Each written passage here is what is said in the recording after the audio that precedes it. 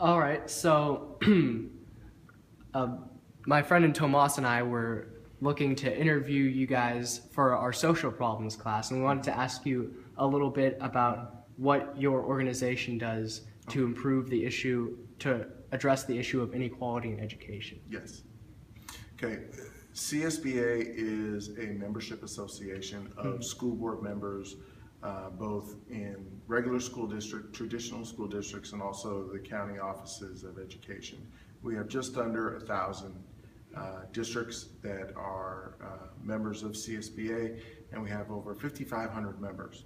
Our job is to train, educate, and advocate on behalf of governing boards and governing board members of the nearly 1,000 member districts and county offices of education. We achieve our vision is to make sure that every child has a fair and equal opportunity to learn and receive a high quality 21st century education. We achieve our goal, our vision, through a number of strategies, through advocacy, through training and education of our members and the general public. We do a lot of research and a lot of training and education around different strategies that boards, because boards have a responsibility to govern over the education enterprise. It's not their role necessarily to make sure that the teacher is in the classroom teaching or that the principal arrives on time to class. Yeah. You know, that's not their job. Their job isn't to count the kids as they come in. Their job is to make sure that the resources and the vision and goals of the school district are being implemented, and to make sure that the money that is allocated to the school district is spent appropriately. Right. So as school board members, their job is to set the vision and direction for the district. And that vision and direction includes making sure that every child has the resources and opportunity to learn and acquire an education to be prepared for career and college. So that's what we try to do as an association.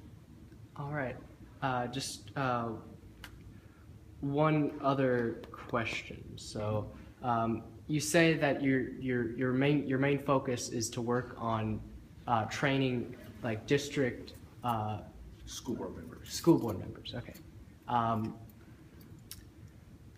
And like a lot of the research Tomas and I have been gathering, we tended to find that not in our state particular, but in several school boards across the country, the tendency can be in certain states that money tends to be allocated more towards the higher class schools, while the lower income schools, where the students that might need the help more tend to get less.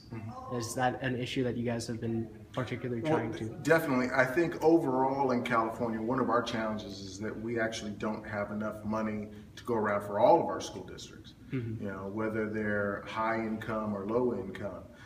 Your higher income districts have the ability through property tax and through their foundations that are associated with individual schools or the district.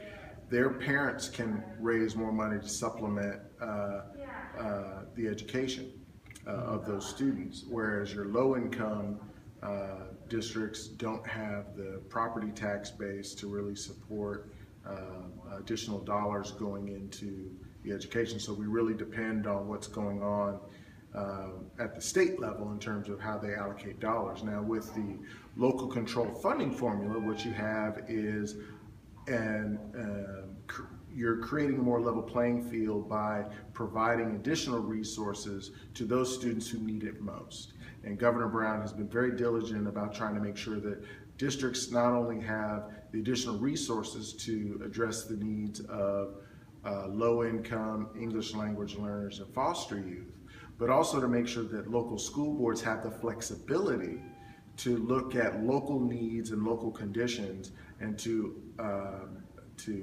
allocate that money in the way that's going to best meet those needs. The problem is that even with that additional fund, even with those additional funds, there's not enough money to go around to do everything that students need.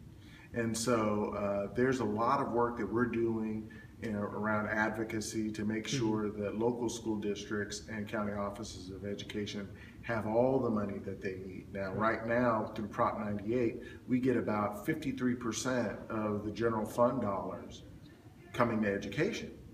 But the problem is that still leaves us around, some would argue, anywhere between 25th and 45th among states in the nation in per pupil funding. Well, California is number one, right, and we should be at least in the top 5. Definitely, yeah. And so we're advocating for what we call adequacy.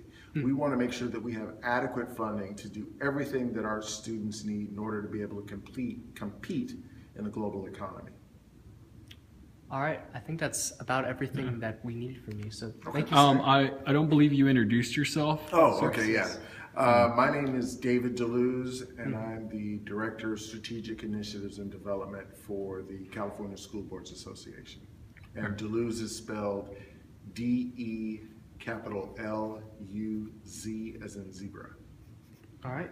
All right. Thank you for your time, Mr. DeLuz. You're welcome. I have one more question. Yeah. Why do you think that the candidate for presidency, Rand Paul, wants to do away with your organization? Or would you feel comfortable answering that question? He wants to do away with school boards. Okay. Correct? Yes. Is that what you're referring to? Yeah. Okay. Well, I'm not really familiar with all that Rand Paul wants to do, but I think in general, there's a movement to do away with elected school boards for a number of reasons. I think people feel like they're not necessarily education experts. They feel that, the